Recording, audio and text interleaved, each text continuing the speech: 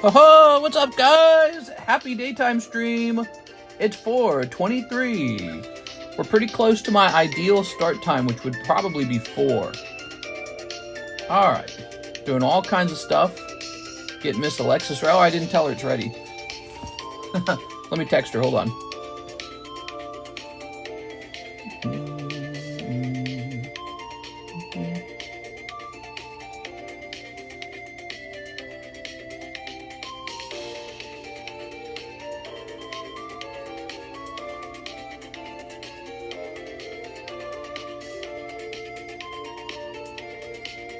All right, there we go.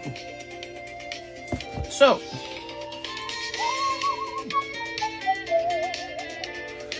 now we've got, oh, let me tell Karis something.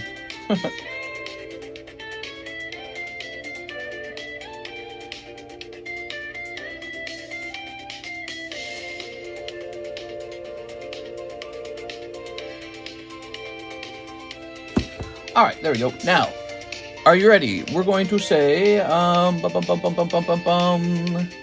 Victini break close. We're going to say hot Lugia break. And we're going to say black and white English live card shop. That's the stuff that's happening right now. Is the Japanese gym break still at 5? I'm not sure, actually. I need to look that up. Okay, let's see. It looks like Mr. Alex pinged. Have I been pinged a bunch? Hold on, what is this? Oh, in general chat I was, huh?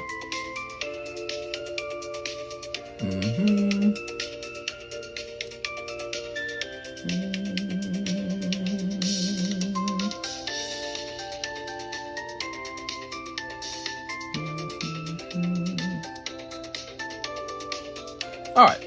So let's move over here.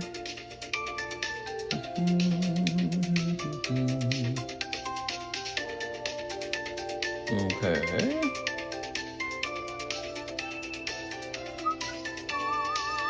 Closing that. I'm going to turn this down a little bit. You just got a rebate for using your PayPal debit card. 24 cents? Woo! Gotta spend money to make money. All right, Nathan Gordon, 5 minutes ago, Slabby Patty payment, finish my Umbreon slab. That's for Nathan Gordon. First order of the day, slab away payment. Oh, that reminds me. I really got to find a way to get these slab aways. All right, let's see.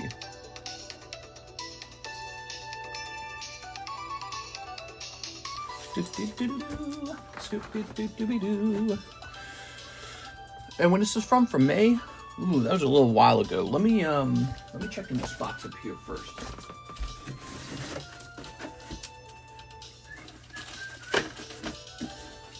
Nope, not in here. All right. If I could do things over again, guys, I would have bought more expensive slabs to have available for slab away. All right.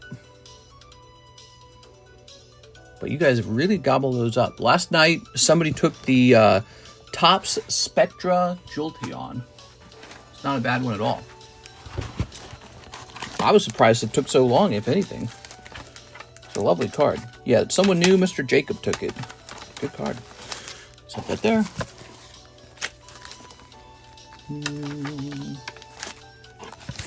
Okay. Okay.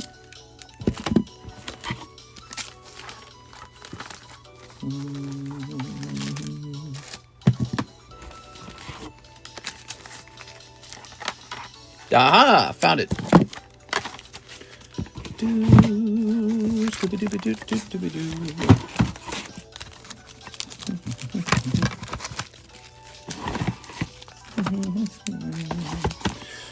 right.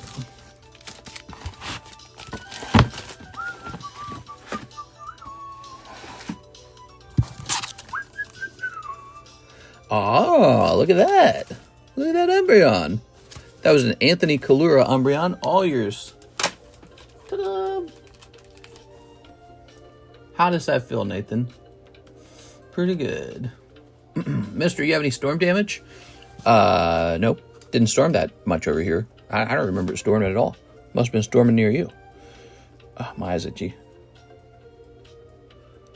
All right. So, we are done with Nathan. And now the queue is empty. All right, very good.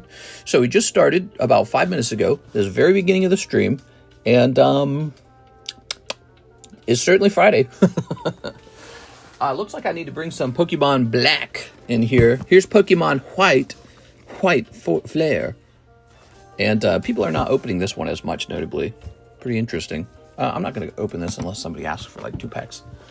Pokemon Black is selling a little bit faster. So maybe when I go in for the restock, we get more of that and not a restock on the Pokemon White.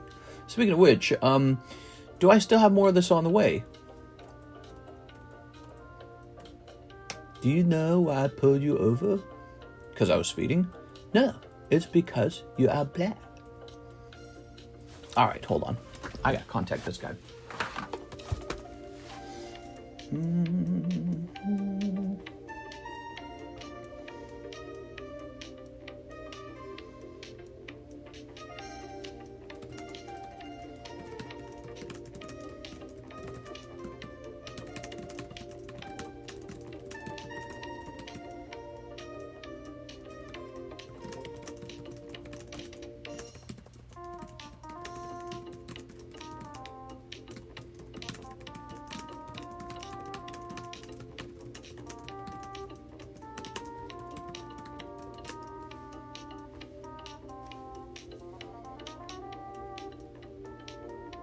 All right.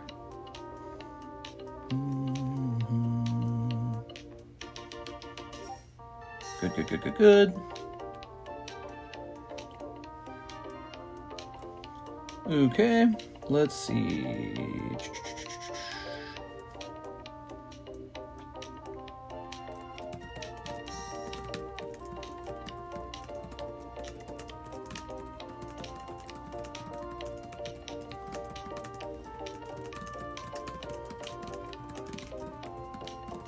All right, there we go. Lots of flooding in Independence. I got a big tree down and it hit a curb underwater. Ugh. That sucks, man. Oh, man, guys, it's Friday. I'm ready for Friday. Are you guys ready for Friday? Let's price up one of these new slabs that came back. How about, well, first, let's start with the giveaway, huh? It's Friday. Let's do that Friday giveaway. So we got this free card here. Let's get Nightbot running. We're in refresh. Last night, by the way, was crazy busy. We were busy from the very beginning of the stream all the way to the end.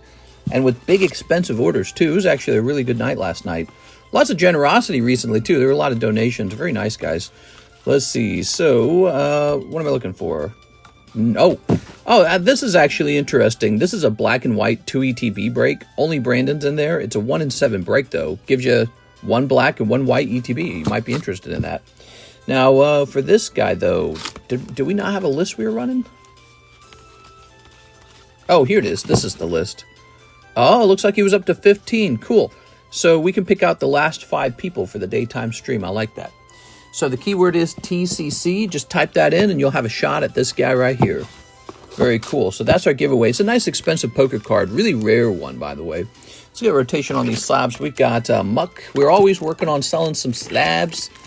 This poor Ghastly, which I feel is underpriced, if anything. Ghastly for 175 is a 10 from the Carddass collection. That's, like, pretty good. I mean, considering the Gengar from the same collection sells for, like, is it 3,000 now? I don't know what he sells for. Let's see. Carddass. Oh, okay, there it is. Yeah, he's the same price. Boy, it's kind of tempting to just go in there and buy him up. Look, if you compare him, there he is for 188. If you compare him to the other one's 347. That's the Game Boy collection Carddass version. So this is Pocket Monsters. That's Game Boy. So it's almost half as much, which just seems kind of like, I don't know, it's just a surprising thing. But if you look up the Gengar from this same collection, the Pocket Monster collection, it's a very popular Gengar. So I'm doing a sales pitch for this card because I like it. All right, so check it out. So the cheapest Gengar from the same collection, and there he is, $3,000. And that's a well-loved card. Let's see. There it is. And so that matters because some people will get the Gengar, and then they'll also go pick up the Haunter and the Ghastly so that they have all three. See? I'm just surprised this is $175. It seems like it would be more. So that one's on my, I got cards that in my mind, there's like potentially underpriced. So he gets like an A. I like this one. Muck's not going to get an A. Muck's Muck. He's pop 2 here. Yellow deck. Real rare. But, he's Muck. So you get him because you want to get him because you like Muck, or because you like to finish the yellow deck, or because you think maybe 147 is pretty cheap. But Ghastly's kind of top tier here. He's part of the Gengar. It's like Charmander. Charizard, right? So he doesn't really make sense to me, the price on this one. Okay, this little lady is going in the waifu shuffle. Away she goes. 1, 2, and 3. Do you think Black Bolt, White Flare ETBs will go up in price? Well, sure. Everything goes up in price. Even Rebel Clash, even base set Sword and Shield, it all goes up in price. The question you mean to ask is, will it outperform other sets? I like the Destined Rivals better, to be honest. Well, how much money do I have right now? Let's see how much money I got. I really like Destined Rivals. Maybe because I'm a Rocket simp, It could just be that. But it's got some other solid stuff in it, too. It's got Misty. It's got Garchomp, Cynthia Garchomp. It's got some great cards in it. It's not the top Scarlet Violet set, though, is it? What do you think the top Scarlet Violet set is? Probably Prismatic, maybe? 151? Okay, I've got limited cash. I can't play around. Okay. If I had spare cash, I might just go grab another Destined Rivals case just because I feel like it. But I don't have spare cash. This is just how it is. Actually, some other things you might be interested in doing these days, just getting some cards graded. Good time to get some cards graded. I bet the market is constrained because there's too many people buying slabs and probably a lack of slabs. Now, there's like a whole cycle to that. In the coming months, lots of new slabs hit the market because people get them all graded because of the demand and the high prices. And so it's like a cycle. And but yeah, right now the market's constrained. And so it's not a bad time to have some graded cards. All right, this shall say BGS 10 Argus. What's her number? It's 22 SR? Oh no, limited cash down to 10K. Me too, I'm working on a master set, Destined Rivals. I still want to get Journey Together. Journey Together is not bad either. I like how Journey Together is a really solid set, and yet it's a bit cheaper than everything else. So it's not a bad set. Journey Together is definitely a good set, and yet it's just a lot cheaper because it's sort of eclipsed by the desire for Destined Rivals and another strong set, Prismatic.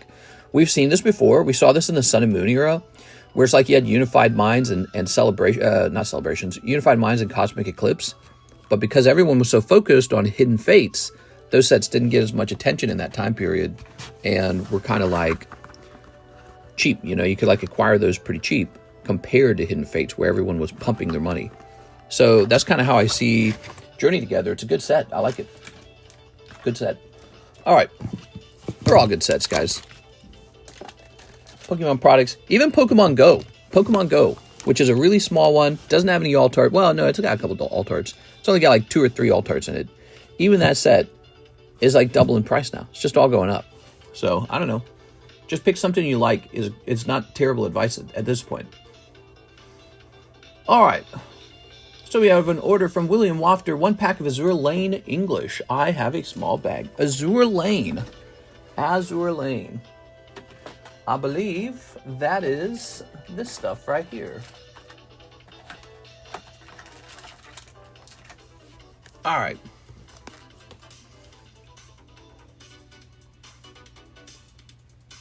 A pack of Azure Lanes, $14? That can't be right. Oh, the first edition English. First edition English. Be sure to say first edition. You mean Azure Lane 1. All right, that's Azure Lane 1, first edition English. All right, cool.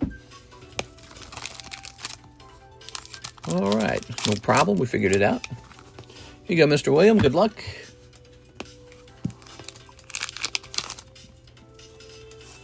All right. Ooh.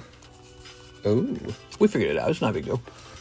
He says, my apologies. No. It's not your fault either, really. It's the menu can be kind of like, you know, there's a lot of details and stuff. Alex Silva says, love your streams. Oh, thanks, man. Appreciate it. He's been a member for 33 months. That's a long time. William Wafter. We were doing some giveaways last night, and I locked the stream up for members only, and I locked the stream up for people who have been subscribed for 1 year as well for during that giveaway. I think I do that more often because we got like a really loyal group of people that have been hanging out for a long time, and I kind of want them to have a little nice advantage for that. You should get an advantage for sticking around so long. Jesus Aguilera, he says 5 tiers of the planet, 4 hidden hope. You got it, man. 5 tiers of the planet. Howdy, Mister. Hey, what's up, TTV? 1, 2, 3, 4, 5. 4 hidden hopes. Yes, hidden hopes back on the menu. I found a hidden hope lying around. Where to put it? I put it down somewhere. But where? Oh, there it is. I found it. All right, hidden hope. Good. A nice sealed box. Huh? See? It wasn't where it was supposed to be. I think it was Karis. She hid them from me. How dare he reward loyalty? Hey, I'm one of those guys. Arms are heavy. Mom's spaghetti. 16-ounce curls really don't work. 16-ounce. Yeah, I lift a whole 16, man. Ounces. 2, 3, 4. 1, 2, 3, 4. Knees weak. Get out of my way. There we go.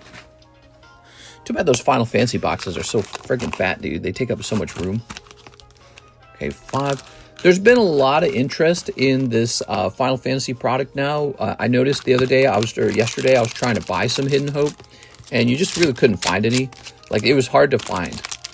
And so people are just buying it up. They like it because Magic the Gathering Final Fantasy did so well. So it's cool.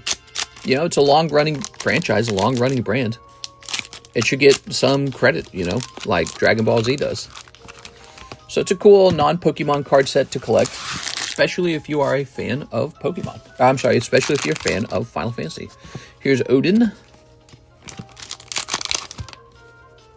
Shiva is Shivra. Ah, picking up Angel. It's Angel. Target had black and white for $69 for 1 HR. Now Target selling them at $199 each. Oh, for 1 hour. For 1 hour. Wow. Well, you know what that means, Ivan? That means that Target is basically just acting like eBay. Target's saying, oh, look at that Sephiroth. Target's basically saying, we're sold out, but here's this other guy who runs a card shop, and he's got some for sale, and we're just going to let him price it based on demand, not based off of retail prices. And so, boom, the price shoots way up. Happy Friday. Hey, everyone. Hey, what's up, Mr. Daniel Berry Sports Highlights? Didn't see the Zard in the Breaks History channel. Really? Maybe Tammy was not watching when that one finished. Who was it that got the Charizard? Does anyone remember who got the Charizard? I'm pretty sure it was not Raul Mendoza. Who was it? There we go. Jack Woodworth. It was Jack Woodworth. There you go. Jack. Thank you. No. I won the Pikachu. Never mind. It was not Jack Woodworth who won the Charizard. That's right. Jack Woodworth got the Pikachu. That's why he was a little anxious about knowing where his shipping is, because he knows it's a pricey package. Here it is. Jesus Aguilera. Thank you very much, man. I was just agreeing with you. There you go. I have PSA 10 Lightning Full Art Signature and Yuffie PSA 10 Full Art Signature. I noticed the prices on those jumped. Yeah, that's a good news for you, man. That's good. I could host a cloud break if you guys want a cloud break finally. I mean, I've tried hosting it before and there just wasn't as much interest. You think there'll be interest now? I mean, I got two clouds. I don't gotta have both of them. Look, so here's Wave 1 and there's Opus 1.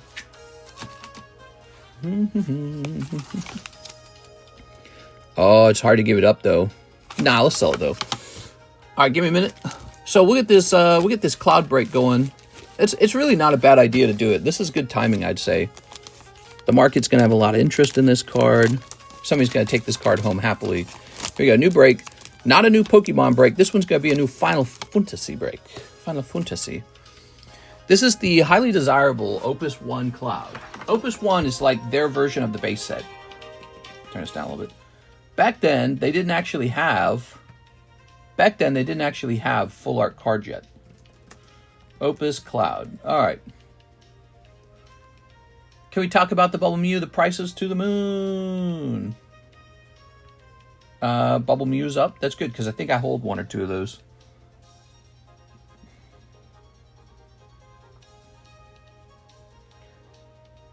Scooby-Doo, doobie-doobie-doo, doo doobie-doo. Is this a genuine Wave 1? Okay, so there is a guy. Oh, he said it. It's a mislabeled Wave 1 foil. Okay, good. So what this really is this is a Wave 2 foil. So he's got one for $875, which is a lot. Let me check sold maybe.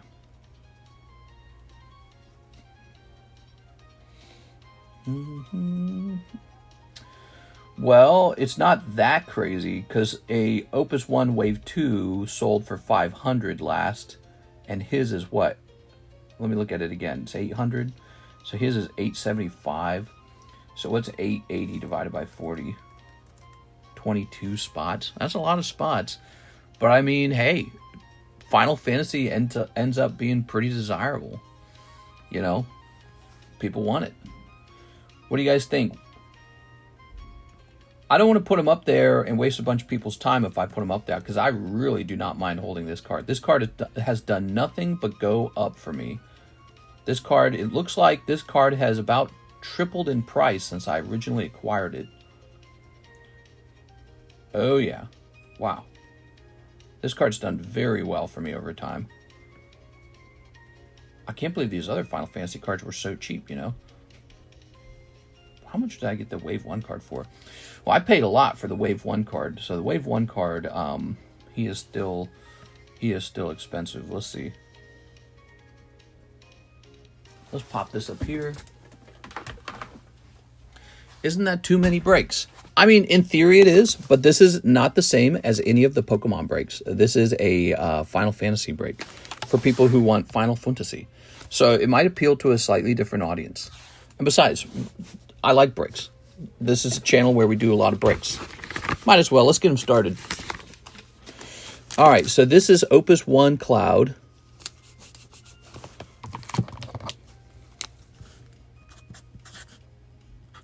He has pretty low odds.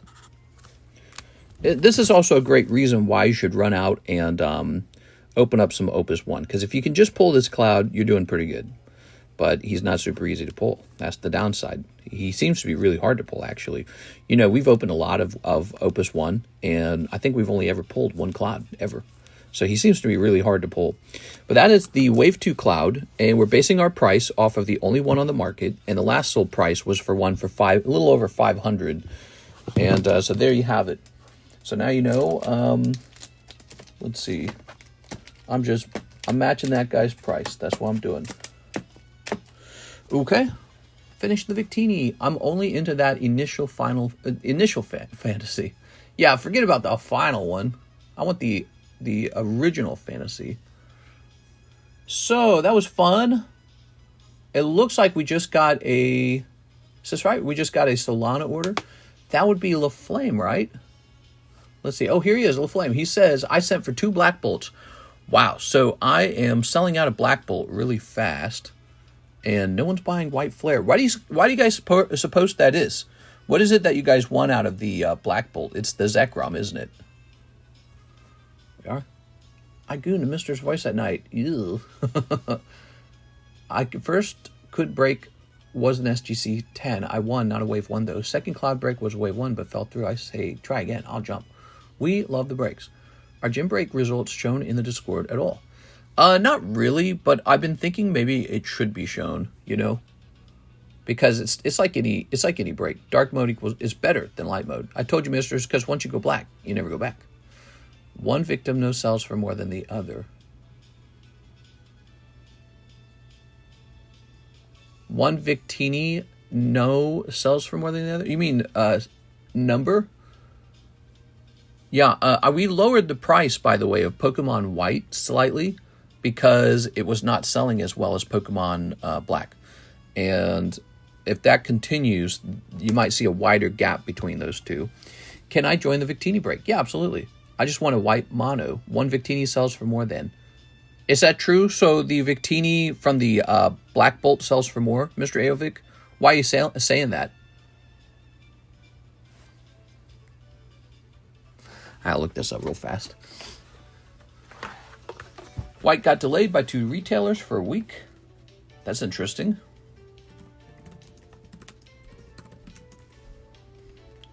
Okay, so Black Bolt Victini 500, or here's one for 475.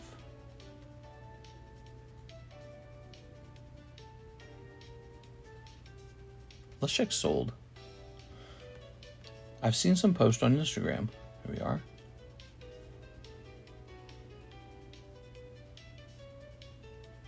It's just number 171 and number 172. I mean, there's no way anyone cares about that. It doesn't mean anything. It might just happen to do with when it was posted onto the internet. Yeah, I don't know about that, man. They're probably about the same. N is in Black Bolt only. Let me see if there's any price differentiation when I go to restock, okay?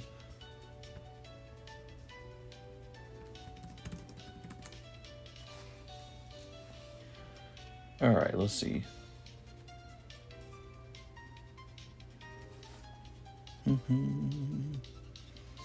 Oh, but I can only buy them together. Is that what it is?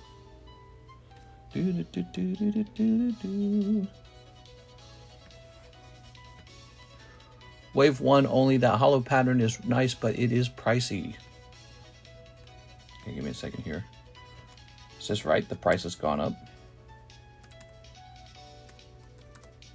Oops.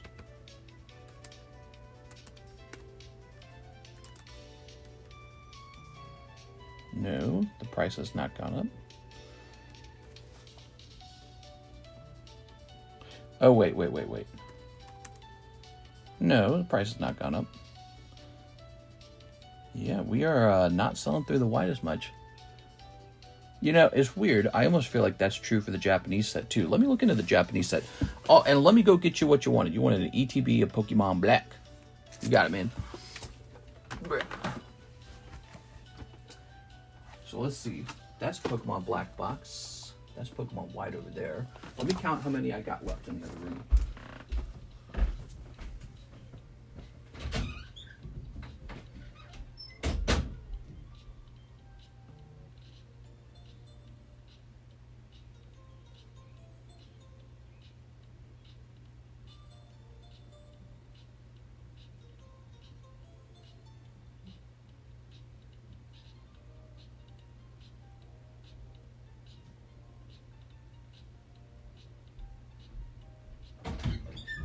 Okay, so when I look into it, Pokemon Black outsells Pokemon White. So the Japanese set, I've got 1 box of Pokemon Black left and 6 boxes of Pokemon White. So it is the same deal over there. So that means I need to find a way to buy them separately. Let me just see this real fast. If I cannot buy them separately at a good price, we're going to consider a price change.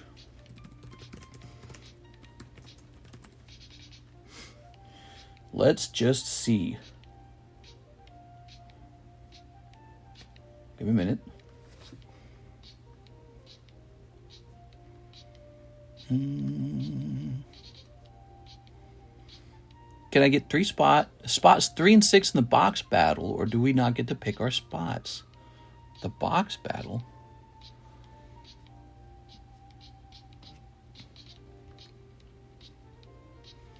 Give me a minute here. It doesn't look like people sell them separately. Looks like they get sold together.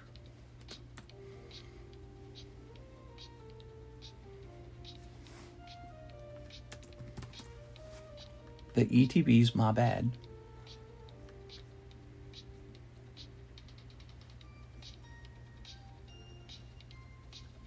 Here we go. Here's one sold separately.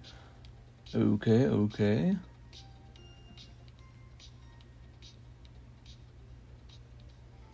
And so let me just do a little math here because I need to know.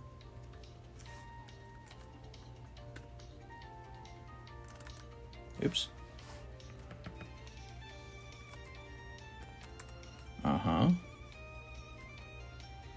Okay, so if I were to buy Black Bolt by itself, it does actually cost more.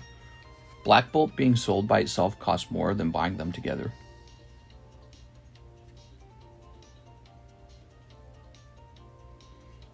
That is very interesting. The ETB is my bad. And what are we running our price at? So our price runs at Pokemon Black for $15, Pokemon White for $14.5. Okay. I'm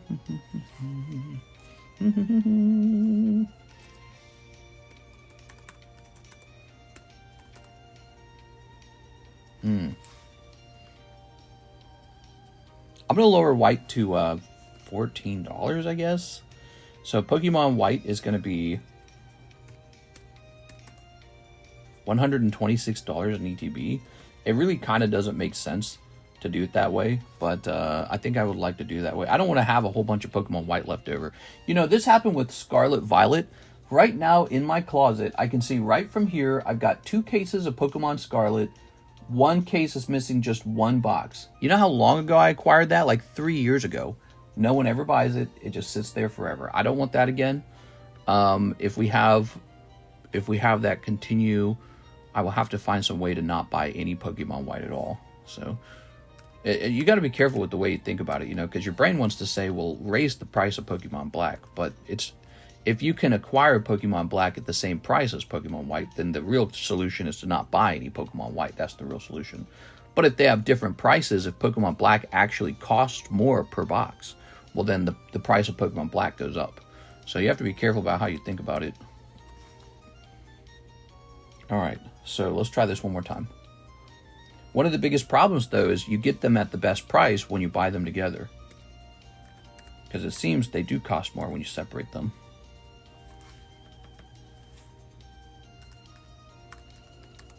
Yeah, all right. So let's go ahead and open this Pokemon Black box. How much for the boxes if you just wanted to dump them? Are you talking about the ETBs? I don't dump the ETBs. They're saved, and then we use them for shipping. So people will sometimes just get a free ETB in their shipment. Oh, we already did this. All right, Mr. LaFlame, let's see what we got. I love these lives even though I'm broke. Nothing wrong with that. I was broke most of my life. I was broke all the way until about the age of... when did I graduate? 29? I think I was like almost 29 when I graduated. Was I 29 or was I 28? Might have been about 29. And then we bought our first home together because we both graduated and got jobs. And so I was about 29 when we bought a cheap condo in Missouri. Missouri is a cheap place to buy a home. And so we bought, even in Missouri, what's considered a cheap home. It was a condo. And after that, we found success with Pokemon cards. So it would have been like a year after that. So I started succeeding at like the age of 30-ish. Some of it was a lot of luck too, by the way. So I got lucky, but I also worked really hard for it. I know I worked hard for it. Put in a lot of effort. Ready? So I wasn't making any good kind of money. And like I was broke. Completely broke. Like ramen noodles and potatoes and cabbage. We are. And then we got lucky. Well, we worked very hard for our degrees. Going to school is kind of a risk, isn't it? Because you don't know if you're going to succeed afterwards, but you are taking on a large debt. So we took a risk. I worked really hard when I was in college. I worked very, very hard. And then just like I always do, you know, I always put in a lot of effort with whatever it is I like to focus on. We graduated with computer science degrees, and that alone is going to be enough to help shape your life into a normal middle-class life. But also, I picked a girlfriend out who was going to also have a computer science degree. You guys probably look at me as like, oh, Did you not get a reverse holo in this one? Oh, that's fascinating. They don't always give you a reverse holo. You know, it's interesting that the English ones have these style of reverse holos now, too. Did anyone notice that? So anyways, as I was saying, a lot of people think about my Pokemon card choices and stuff like that. You don't think enough about how very, very early in life, I picked the best Pokemon card out of all, and that is a hardworking girlfriend who got a good degree. So that is a very, very good investment right there. And you have to think that way nowadays because everything's so tough, you know. You double your income in 2 seconds if you pick a really, really good partner. Boyfriend, girlfriend, whatever. Here you are. Clean clang. Here's... What I'm trying to say is I'm like one of those Russian gold digger type of girls, right? Where the first thing I'm interested in is how much money do I have? No, but I wasn't thinking that way. I was thinking we're going to get 2 computer science jobs. We're going to both be bringing in $60,000 a year. We'll make 120. 120 is a lot in Missouri, especially 12 years ago. That was a lot of money. Not anymore. But back then it was. Minccino Master Ball. So you got Genesect and Minccino Master Ball. Every ETB does not come with the Master Ball. So a Master Ball pull is good. Mr. called his wife a Pokemon. Yeah. Mr. slept in a bush for his lifestyle. I did that at one point when I abruptly ran away from home. I had a bad childhood, so I abruptly ran away and was just on my own for a little while. But then I got a job at Target, and I got myself a apartment, which took my entire paycheck. All I did was work at Target and barely pay for food and rent. That was it. So Target does not really pay a lot, so you cannot easily get rent. But, yep, that's what I did. That was my first real job. Here we are. All right. But I'd already worked for my dad for a while, so really it was very easy, actually. Working a job was so much easier than having 11 siblings. I worked harder at home than I did at Target. Target was easy. It was, like, nice, actually. I was like, you get paid for working? That's so good. Dang, dude, you get money for doing stuff? That's way better than being in a family of 11 kids. You just get yelled at in a big family. Hey, you didn't clean this good enough. Change that dirty diaper. You know how much better it is to just put product on a shelf than it is to change dirty diapers? Yeah, way better. Way better job. Here we are. All right, so there we go. Mr. LaFlame. Thank you so much, Mr. LaFlame. I appreciate the order. Anyway, so yeah, I spent most of my life broke. Like broke. Super broke. Broke boy broke. Then I took a risk on college, and I met Karis there, and we finished our computer science degrees together. So that was a big changing point. I didn't get to go to school until later in life, so I started college at like the age of 25, which is pretty late. Most people go when they're like 18, graduating. So what is this, LaFlame? You got a bunch of hollows here? Oh, we got your Labubu's right here. Look at this. From Gem 2, huh? Oh, yeah. Oh, yeah. Look at those. Oh, yeah. Looks like we hinted out some pre-grades on a couple of these. Okay. One more? One more ETB? Is that what he's saying? Is he asking for... He sent for 2 boxes. Oh! Okay, you got it, man. 2 ETBs. Let's go get it. I did not know you sent for 2. I think my brain thought you sent for 1.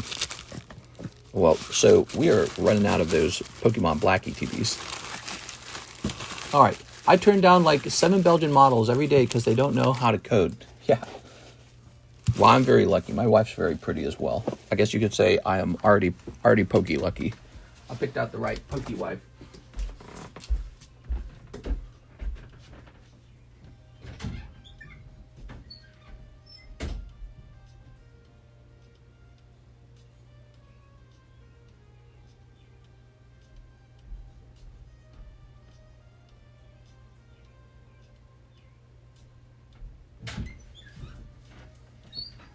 All right, we are out of this case of Pokemon Black, and we've only sold 3 ETBs from Pokemon White, just 3 of them. Okay, there we go. Good. So whatever I do next, I cannot continue to restock Pokemon White. You guys are not buying it. There we go. If you had to restart financially, what would you do? Not go to school. School is cool and all. If you were like meant to program, maybe you go to school for programming. Same for medicine, same for law. I already know what I'm meant for. I'm meant to do trading and business. Business is better than all those other things. There we we go. You know, all the richest guys, they were good at one thing or another, but they were all one thing for sure, businessmen. So business trade, that's where money gets made. Business. I would go straight into business. I would probably immediately try to become a salesman, because salesmen get paid, dude. Those guys make tons of money. And that's true in general. If you sell, like if you go work for, you know, maybe one of these investment firms that help people with like a financial advisor. If you go get a job selling investment programs, you will get rich over time doing that. Or whatever it is, sales. You don't have to sell like popcorn. You could be like a salesman for like a software company. You could be a salesman for a car company. You could be a salesman for an energy company, whatever it is. But you always need a salesman to go out and say, here's why this product is good. You need to buy it. So I would not go to school. I would immediately get any sales job at all, and I'd start building a reputation as a good salesman. All right, you ready? Big Beautiful Bill going to save you a lot in taxes? I actually have no clue. I don't understand the Big Beautiful Bill. Ready? Snipping this. There was like, I guess there were like Trump tax cuts from his first term as president, and they were set to end. And the Big Beautiful Bill just makes sure they don't end. That's about it. And then there's a couple like small things here and there, like, you know, child tax credit. I don't know, the no taxes on tips, that kind of thing. So there was a little bit of this, a little bit of that. I got no clue about all that stuff. There was one very interesting thing about the Big Beautiful Bill, and that was the rule that you cannot be an able-bodied person with no dependents who can then apply for Medicaid and Medicare or whatever that was and actually receive it without having some work under your belt. You have to do some part-time work or it won't allow it. And I was like, wow, that is so insanely reasonable. I can't believe that money was being handed out for free with all these conditions before, you know, like where you could be an able-bodied person with no dependents and you just were getting free money, I guess. I don't know, or free healthcare or something with no job. And it's like, dang, dude. You think that doesn't matter, but if you go on TikTok, there's a lot of videos of people saying like, oh yeah, I can't hold a job. I'm allergic to work. I'm allergic to work. What are you talking about, dude? Well, then don't take my money from me, please. I do not want you to have it. That free money is for the elderly, the disabled, and people who have a very difficult situation that is temporary. It is not for people who want free money for the rest of their life. Like, what the hell? But so that was really shocking to learn about, the fact that they had to add that rule in because it didn't already exist. Here's, I don't know, Clink Landorus. There was the whole stabbing Elon Musk thing too. Like he removed the electric car credit, which was basically our government takes our tax money and gives it to electric car manufacturers, so that we will be incentivized to buy the electric cars. Very anti-free market, in my opinion. You know, if you either got a good product or you don't got a good product. Okay. Oh, look at this fennel, beautiful. But so I actually agree with that. I like Elon Musk a lot, by the way. I really do. But I think that if he can get out there and sell his electric vehicle without the help of the government free money, his product will actually look better. It will prove itself, essentially. Like, we never needed the credit. The credit was just some... Ooh, Bahiam. The credit was just some icing on top, you know? So he needs to get out there and do that. And then, you know, it's really going to add to the credibility of electric vehicles and Tesla if he can go do that. And I suspect he will, actually. I think that's how it will play out. Here's Superior, and I will be happier too, because the government really shouldn't, like, could you imagine if the government just gave you money for buying, like, Ford vehicles? And it was like, why? Well, because we like Ford. And it's like, well, that doesn't seem right. What about Chevy? What about these other companies? Let's see. I don't want free stuff, but I would make an exception for free healthcare. Healthcare is a hotly debated subject. People want it to become like a social good, kind of like the highway, maybe like libraries, maybe like whatever thing we pool our money in together. Here's the thing about it, though. Some people really choose to be very unhealthy, and the cost of healthcare is pretty dang high. So you know, if there were some rules, like if you drink or smoke, you're excluded from the free healthcare, or if you're obese, you're excluded from the free healthcare, I think it would actually be a pretty smart thing. But that's the problem. I don't want other people's private choices, like being obese, I'm fat, being obese, smoking or drinking, to then cost me money. It's my money that I earned, not you, and you're the one making these private choices to overeat, smoke, and drink. So, you know, I'm open-minded to socialized healthcare too, but it has to be reasonable, I feel. You know, you're trying to make it a public thing when people are making private choices to be unhealthy. And that is, I think, why there's such a hard pushback against it. And Europe touts about how great it is, but Europe does not have as good of an economy as America. And they are struggling right now because they are inundated with people rushing into the country to receive all those benefits. So they're getting people from all over the world, from places that do not offer free healthcare. People rush over to places like the UK and just swarm it and say, okay, where's our free healthcare? And it's like, that is what you will get every time you make something free. So you're left with more complicated problems and a shrinking economy that can't afford to just pay for the entire world's free healthcare. There is no such thing as free. That's the important concept here. There's no free thing. It doesn't exist. It is paid for by somebody. It's paid for by me and you, people who work. Definitely not the billionaires, but you can try to tax them, but the billionaires will find some way around it. I'm sure of it. The billionaires will be like, okay, we'll hide our money then. Okay, we'll move away then. Okay, we just won't do business in this country at all then. We'll just go do business in a better country, you know, so, or whatever it is they end up doing.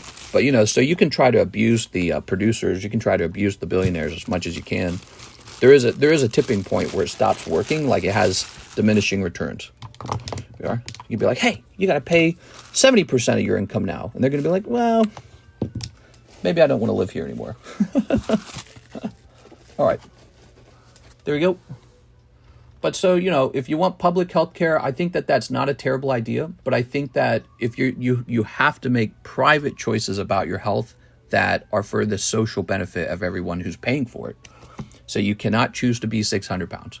Here's Alicia. Actually, that's a really interesting point, because when you watch My 600-Pound Life, people always ask in the comment section, how do these people afford all the food that is killing them? And it's simple. They get it from me and you. You go to work all day so that this person can take your money and kill themselves with it. That's what you're doing. And if they didn't receive all the benefits, they could not buy all that food. So they would be forced to lose weight because they couldn't buy it. They can't go out and steal it. They're too big. So ironically, it's the social benefits that make it possible for them to die from overeating. All right, Alicia, 2 spots in the cloud. And the rest for Poke Shuffles. Oh, yeah, Poke Shuffle time. Yeah, if you cut off the food benefits for somebody who is weighing 300, 400, 500, 600 pounds, if you cut off their food benefits, how are they going to buy all that food? I guess they'll be forced to eat less food. They just can't afford it. And so voila. So ironically, the benefits are the key foundation for overeating. You need it. You need that free money to eat that much junk food. And so this is kind of like a private corporate handout too. It keeps Taco Bell and KFC and Pizza Hut in business because they got these literal whales. Whale is sometimes a term that refers to somebody who buys a lot of, you know, like stuff, like a person who buys all the alcohol. But ironically, again, I'm using the word ironically. Ironically, it also refers to the size of the 500-pound person. So, but, you know, it keeps that person eating because of all that money, and it keeps the Taco Bell in business because they're going, oh, yeah, we got plenty of money coming in for Taco Bell from these people who just eat everything. So the best thing that could happen for them is for the government to cut that faucet of money off and say, sorry, you have to eat a normal amount of food. We're not going to pay for that. We're not going to pay for that. And we know you're going to sign up for Medicaid and Medicare too. But the one thing you won't do is seek help. You need to seek mental help. You need to stop eating so much. And they won't do that. And they definitely want you to pay for it. And that is one of the problems with socialized goods. There it is. It is a struggle to get everyone to agree to pay for that. I personally do not want to pay for it. Some of you guys might have more empathy and be like, well, you know, we really ought to. But a lot of the times it's not empathy. A lot of the times people have like a family member or themselves and they go, well, I would like for the healthcare to be affordable. I'm scared of the healthcare. And it's like, you're not wrong to be scared of that. But healthcare would be cheaper in general, I think, if you got the government out of healthcare. That's often the problem, is when the government starts subsidizing something, it goes way up in cost because everyone starts demanding it. All right, Poke Shuffles. We need 10 Poke Shuffles. Here goes 10 Poke Shuffles. Ready? Did you ever make a binder pack or whatever? We did, actually, and it's got 3 people in it. Here it goes. Very nice. Ooh. Like, if you want to know one of the things that make college so expensive, it's all the free college loans. People can then just demand as much college as they want, like a buffet. And so they go to school for like ballerina history art class. And then that drives cost up because there's so much free money coming into the college. College is like, oh, hey, demand is up, raise the price. And people shop less picky when they just give free money. They go, hey, I got free money. 1, 2, 3, 4, 5, 6, 7, 8, 9, 10. There we go. But healthcare, the other problem with healthcare in America is just that America is so wealthy that wealthy people and normal people have driven the cost up anyways. We have more money than other countries. So you hear about how America has the most expensive healthcare. Well, yeah, because America also has the wealthiest people in the entire world in it. So that's part of the reason. Here's Pidgey.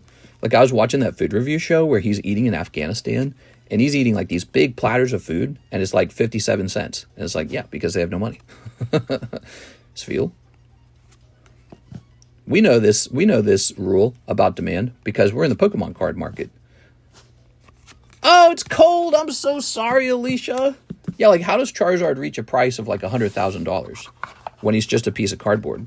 Well, it's because of demand. And so that's a problem you can't easily solve. America healthcare will always be a little more expensive because we're richer. We have more money. People in America have more money, but not everyone in America. So then it becomes a big struggle for them. I'm interested in that government-ran grocery store. Hell yeah, dude. Sign me up for my government cheese. Maybe you can have like a Got Milk sign right in the front. That'd be cool. Thinking about leasing a new Model Y before the credit goes away. You know, I heard leasing is not a good idea.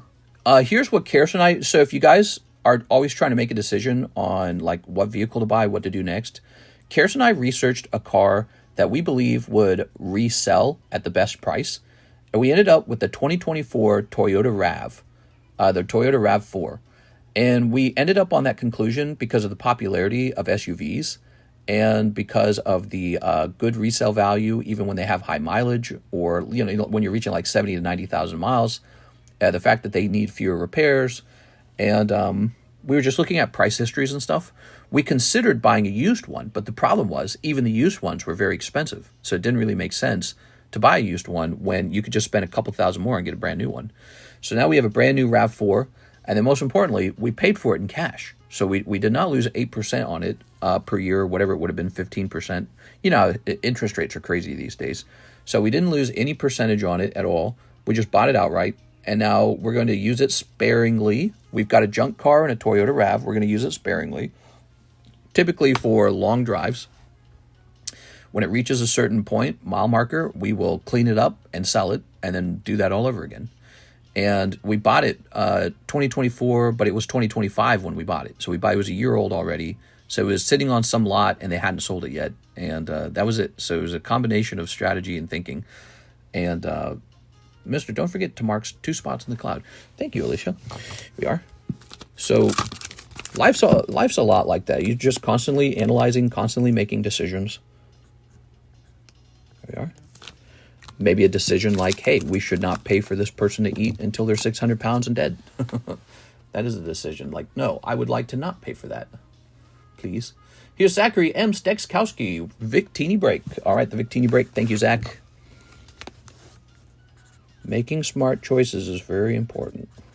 There it is. If you can get lucky and make some good choices in life, it goes a long way. And I think we started our conversation out that way. I said, a lot of people think about my card collection. They don't think about how I made a very good decision early in life to get with the right person, you know. I dated a couple people before her. There we go. All right. Now we've got Robert Wright, and he says, please read my Discord message. Thank you, and send me an address to ship to. Okay, let's take a quick look. Let's see. Hold on, let me have a conversation.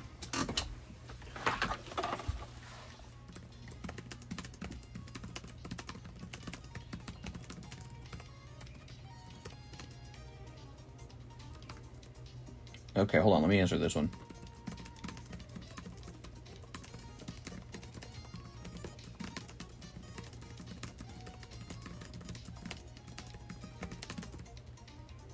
Oh, I'm no good at answering messages when we're live because I feel like I come off as sort of like shorter, you know?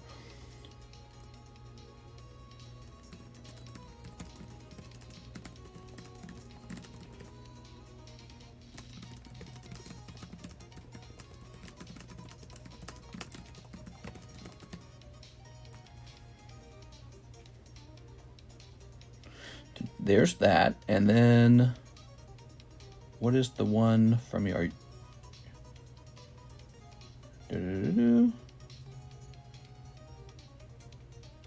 Okay, so Mr. Brandon would like me to buy his 2 slabs. Brandon Boutillier, the biggest thing is I have to go get them, and I'm very lazy. So, but we will have to grab that in the middle of the stream. I can't find you. I might have already seen your message and not marked it or something. You might need to bump the message. Oh, are you micro ice? Let's see. Okay, here it is. I think I responded to you already. You've got some TCC graded cards, and you would like to send them in and have me sell them on commission. I can attempt to do that. It is harder, it seems, to sell a Cardconomist graded card for a lot of money. Okay, so but if you want to do a lower price, it will most likely sell. Okay, so there's that. Man, I got too many things to do, man. Here's Miss 6-1 Black Bolt. Yes, the only one selling is Black Bolt. So let's take a quick look into a Black Bolt restock. Black Bolt is selling. Pokemon White is not selling. This is an important moment. Okay, let's just see.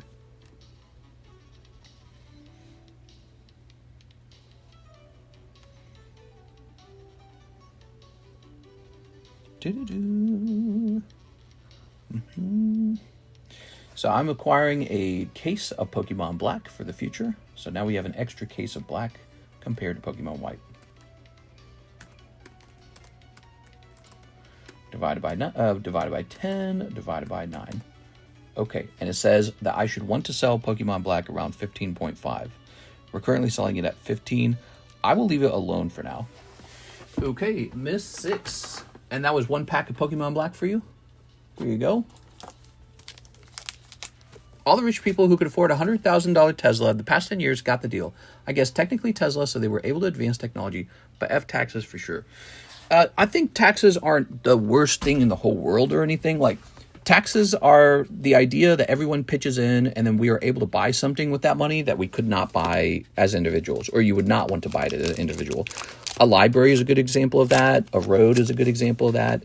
So it's like a public good. You could argue because of the nature of healthcare, people are 100% always interested in proper healthcare because it's more than just like a consumer good. A consumer good would be like these Pokemon cards. These are just for fun. They're a luxury. Some people think of them as an investment. They're a collectible. Maybe a nice car is also considered a private good, right? But health, like having your heart condition treated, having your lungs or whatever your problem is, having all those things treated, that is something you will never skip buying because it's like you buy that or you die. So it's a very special kind of product. And we've had the government get involved in stuff like that before, like energy, for example. The government tends to regulate the energy companies so that they cannot make too much of a profit. So it is a very complex subject because it's like, well, there's never enough doctors. You don't want to disincentivize doctors, do you? You want doctors to make what they can make so that you get more and more doctors every year. So you got to make sure that you properly keep like the UK suffering from that right now. Canada's suffering from that. Their doctors leave. You got Fracture. Look at that, 6. Their doctors leave to other places because they can't make as much money in the UK. They go, you know what? I'm going to go work over here where the doctors get paid well. And so they have issues like that in other countries where they try to do like a cap, a price cap on what a doctor can be paid, right? People are always asking for that. They're saying the government should set a price cap instead of letting the market decide what the value of a thing is. So instead of demand, people saying, hey, I've got money, I want to buy this, we'll have the government decide what the price of healthcare should be. And it's like, yeah, that's such a great idea. Why hasn't anyone thought of this before? They have! They've tried it 1,000,000 times. So they have trouble getting enough doctors and nurses too, by the way. because those doctors and nurses move into markets where they get paid properly. They get paid based on demand rather than an artificially low price that the government sets a rule up for. And we don't have that same issue in America because we don't have those rules. So in America, there's lots and lots and lots of doctors and lots of nurses. And people go, I'm going to school to be a nurse. Why? Well, because nurses get paid almost $100,000 these days. It's like, that's a very good reason to be a nurse.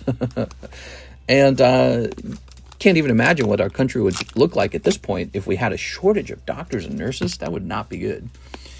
There we go. Libraries are obsolete. Libraries are a little bit obsolete. I have to agree, actually. They weren't, though, in the 90s. They were really important in the 90s. So, but a library, so if you're older, you remember the importance of them because they held a lot of educational material. They were a good thing. Then computers came around, right? This is for Hathim. 1 Cobalion, Mr. Hathim. 1 Cobalion. So, but, you know, that's what government's for. More recently, you see a lot of push for the government to just become the provider of everything. That is where it steps away from being like clever, and it starts to dip into this thing where we call it a centrally controlled economy, where the government is basically the buyer of everything, and you go to work and you just give all your money to the government. And governments, every time they're in control of the economy that way, it tends to fall apart. It tends to fall apart because the government is ran by people who are just like, they got good hair, they smile good, they went to school for politics. They didn't go to school for math. They went to school for politics, dude. And it's just like a popularity contest like in school, and you're giving that guy all of your money. He specializes in one thing, being popular. He does not specialize in being financially good. You know, that's why we have so much debt. They don't care. They're good at being popular. They're not good at running a business or being good financially. And so if you want to give that guy all your money and then he buys everything for you, you could do that. What are the odds your country goes broke? Very high. Very high, I'd say. I mean, almost certainly we will go broke. And countries really go broke. It's a real thing. France is struggling right now. France is talking about how they don't have enough money. It's becoming a really big problem for them. France is talking about removing holidays because they cannot afford their debt to GDP ratio. It's like, I think I heard 114%. 114%. How crazy is that? That's like if you made, well, yeah, I don't know how to translate that properly. A bunch of libraries have now joined with local schools to provide additional programs. Healthcare is free in the UK, but you need to wait a month for an appointment.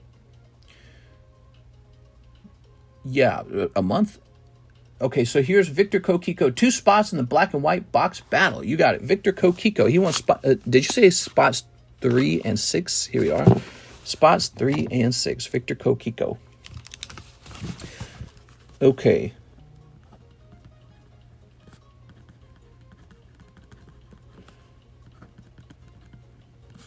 How a government should run things financially is a subject of intense fascination for me. I'm very fascinated by finance.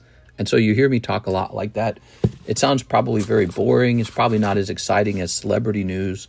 Probably not as exciting as talking about candy and cakes and cookies or like what we ate for dinner today. It's a very dry subject. It's a subject of intense fascination for me. And so that's why you find me here with Pokemon cards, because they're like this little strange niche financial product that go up significantly or go down significantly.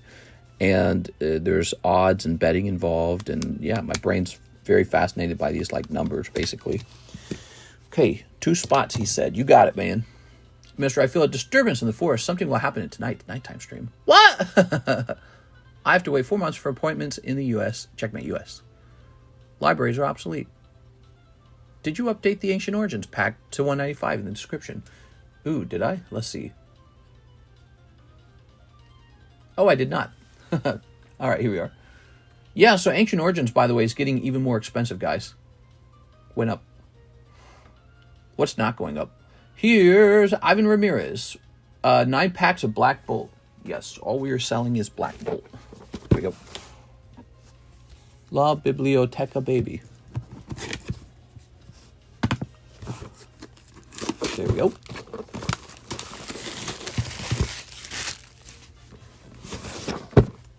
Tossing this. Sometimes I feel like when something like that happens, people are buying a lot of one of the 2 paired sets. it makes other buyers do the same thing because they think, oh, there must be something really good in it. But when you actually review the hits, they're virtually the same. The difference is like, what do you want, Zekrom or do you want Reshiram? I want Reshiram. Come on.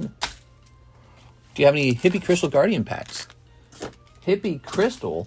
We do have Crystal Guardians. Yes, Crystal Guardians. Big fan of that set. Ivan Ramirez picking up a whole box of Black Bolt. Thanks, man. Okay, let's get it started.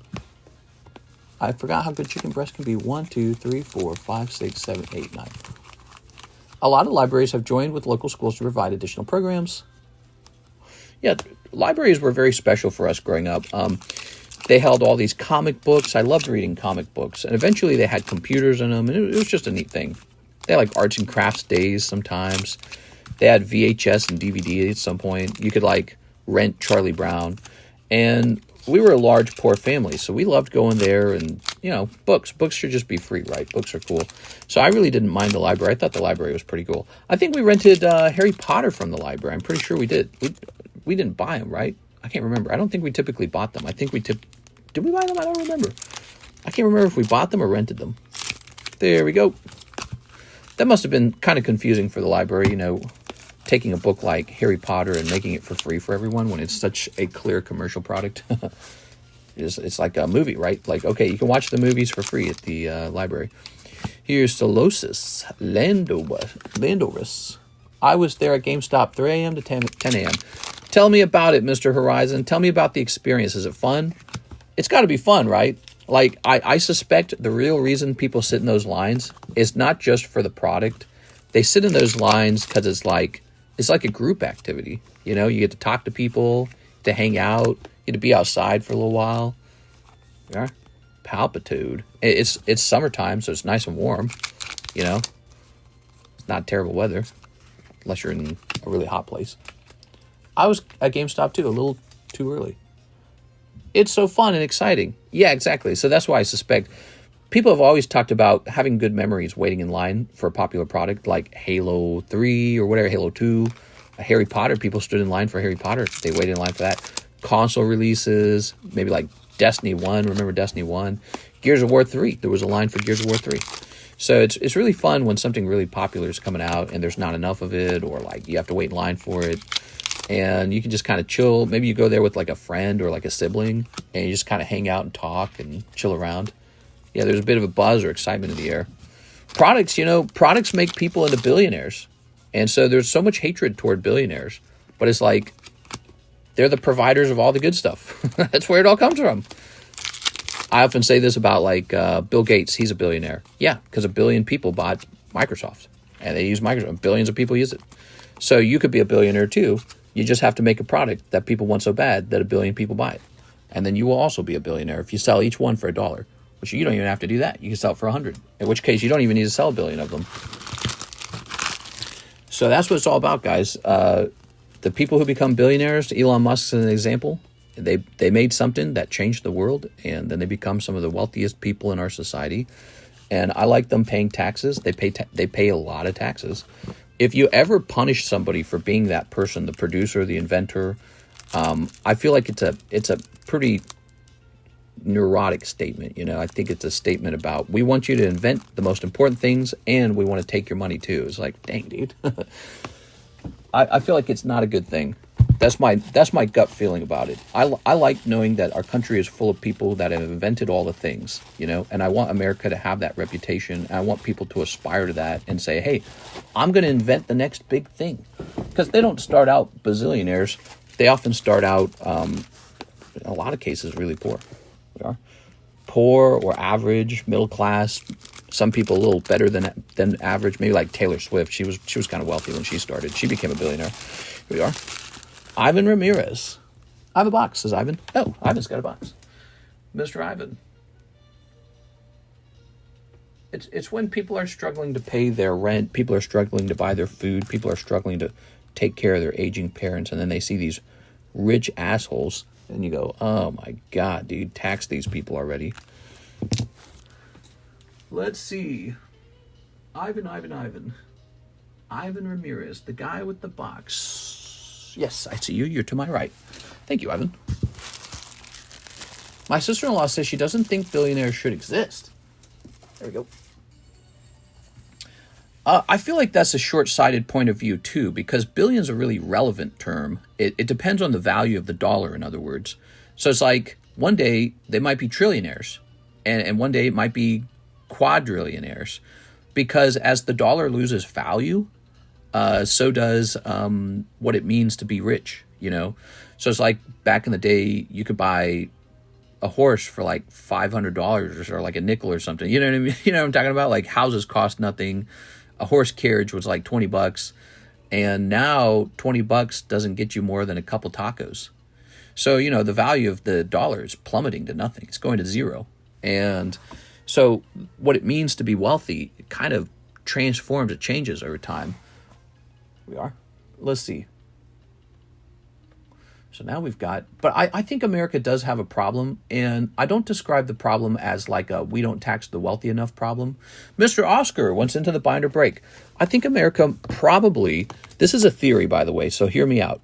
I think America is probably suffering from a problem where the common man, the common woman, has no inspiration at all to start a business. They have no inspiration to run a business. They have no inspiration to be the CEO of a major company. So because there's so few people who aspire to have that leadership role, that responsibility role, that sort of I'm a slave to my work kind of role, because there's so few people that really want that or aspire to it, what ends up happening is there's this tiny little group of people who do aspire to those things and do the work to be those things, and they get all the money. So you want to see yourself make better money, you have to agree to be an upper manager. You have to say, I'm going to be corporate. I'm going to be a corporate manager one day. I'm going to be the CEO one day. You have to aspire to that.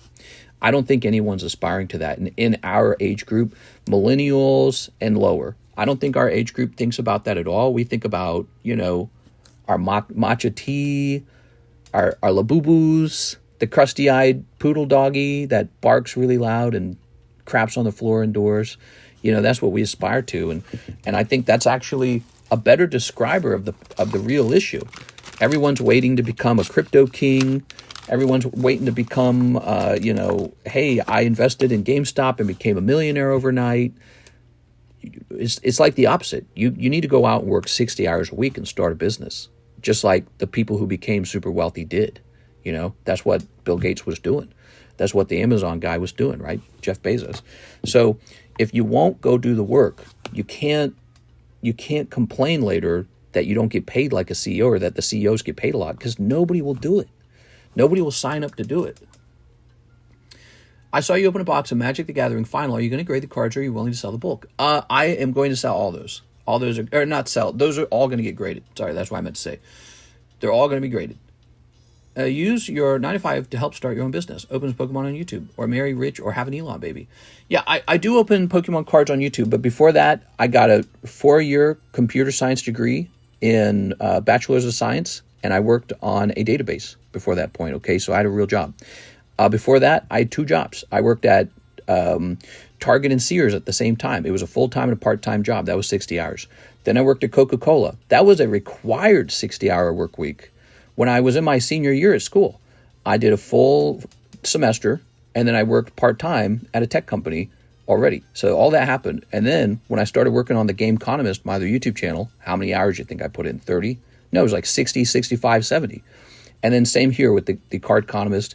You guys know for the last 6 years, I've worked all 7 days of the week for like 6 years. No vacations also. 0 vacations, in fact. So it's like, you know, you can whittle it down to just, oh, you just open Pokemon cards. Come try to do this. And you can just go open there's nothing stopping you. You can go open a YouTube channel and start opening Pokemon packs for people. Go do it. And do it for 6 years. It's not as easy as it looks. And that's why there's not a million people doing this. You know what I mean? Like, there are a lot of people doing it though. And so and by the way, and that means it's very competitive too. So it's not, you know, it's not easy breezy. Here's Matthew Rodriguez, 6 Dragon Ball mangas. But, you know, I could have stuck it with the computer science job, too. I could have done that. My wife's doing that right now. 1, 2, 3, 4, 5, 6. Very nice. Just hope you recognize the irony there. Is it ironic? Card shop owners, they run a business. So, and that's why I was telling people they should run businesses. And you're saying, well, you will only run a Pokemon card shop. Well, let's say I just stuck to computer science. I probably would be making six-figure, actually pretty good into the six figures, 6 years in. And then my computer scientist wife is doing something very similar. So that's kind of like going to work to be an engineer, a doctor, a lawyer. And so you can go that route as well. There's a couple routes. Corporation, skilled worker, like super high-end skill, or business owner. Which doing things, like I said at the beginning of the stream, if I had to do it all over again, I'd go straight to business owner. Way better. Way, way better. And, you've got to sell something. You got to find what to sell. Maybe I would design some goofy product and have it manufactured in China, and then maybe I would try to use social media to advertise that product and try to get one of them to go viral eventually. Maybe I'd do something like that. You never know. Maybe I would open up a little shop in the mall. Who knows? Maybe it'd pick a busy mall, open up a shop where I import cheap products and then try to sell them at some crazy markup. The idea that a Pokemon card shop is the one that's making the real money, it's not even true. So there's so much opportunity out there. There's so many. Like, if anything, maybe Pokemon cards was the wrong route. Maybe I should have been doing something else with all this time. Maybe I should have tried to open up something more difficult. But I wasn't saying what I said because I'm trying to convince you how easy it is to go open up a business. I'm trying to specifically say it's tough to open businesses, and because so few people are willing to try it or take the risk of it, or they have a philosophy against it, there's very few people left over running all the businesses, and they have no competition at all. And so they get to take home a bigger pay cut. And I think that's probably, if I had to bet, I bet that's going on, Whoa, look at this. Very nice. That's a C-star card. There's a lot going on in here. Look, she's got her sexy outfit, and she's got like a machine gun. What the hell? Holy. This is for Matthew Rodriguez. Matthew, nice pull. Okay. Minister pays a lot of taxes for us to use for entitlements. People still more time and energy complaining than actually making change. You trained me as a Coca-Cola stocker many years ago. I was the brown guy. The brown guy! Contributing to Japanese society is just as honorable. Here we are. The Japanese economy is not as strong as it could be. So they are struggling themselves with massive debt. And they are struggling with an aging workforce, so they have no young people wanting to have any children. And I think that trend, not wanting to have children, may also be in alignment with the desire not to be the CEO of anything. So if you don't wake up and say, I want to be the CEO of Coca-Cola, well then there's probably just a couple people doing that, and then they just get paid all the money because no one's competing with them. I think that's really important. Like if there's only 3 soda companies and there's only 3 soda company CEOs and nobody wants to be CEO of the soda company as well, those guys are going to make millions and millions and millions of dollars. It's just, that's how it's going to work. But imagine there were 200 soda companies, all with their own CEO, all fighting to hire people. Well, working for a soda company is going to pay more. You know why? Because there's 20 different soda companies fighting to get you to work for them. And there's 20 soda CEOs. So those guys are all competing with each other too. And that pushes their wages down. Because now there's so many companies saying, we need one. There's a lot more job openings for that position, and there's a lot more people running it. And as a result, the profits are spread between all these companies. So there's not such a concentration of money going to just one guy running one gigantic company. See, so the more concentrated that goes, the more concentrated a business becomes, the more money goes to just one guy. Here's Matthew Rodriguez. I should have a bag. Okay, Matthew. Let's see. In an alternative reality, Mr. owns a sardine company. Yeah, maybe. I mean, if you're really passionate about something, guys, go get it. Go dream a big dream is what I'm saying. Don't sell yourself short. Sometimes people are dealing with all kinds of problems in their lives. Maybe you had a bad family. I had a bad family. Here's Matt. We got a Matt Rodriguez. Do you happen to be Matt? I bet you are. I bet you are, Mr. Matt. Do you think it's worth getting into the trades? Yeah, I really think it is. I think it's a great idea to get into the trades. They all are kind of understaffed because everyone thinks the only job out there anymore is computer scientist. And, working with your hands, being strong might actually be an issue we're running into. There might not be that many strong people left or people willing to do something dirty or gross. And it could be extremely lucrative. I would aim to definitely get into the trades with the intent of starting your own small business. So I would say, let's get into a construction position, learn everything about it, learn, and then go on to learn how to start a business. Like you can take online courses or just like research it. You don't even have to go to school. Just read about it. There's books that teach you.